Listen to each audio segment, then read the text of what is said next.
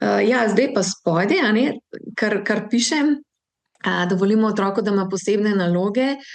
To je pa tudi ena zelo pomembna stvar. In se pravi, glede na situacijo, ne vem, družinsko, glede na to, kaj mu je všeč, kakšne hobije ali pa družinske naloge, da enostavno rečemo, recimo, hranjenje, ne vem, kaj, recimo, da ima morskega prašička.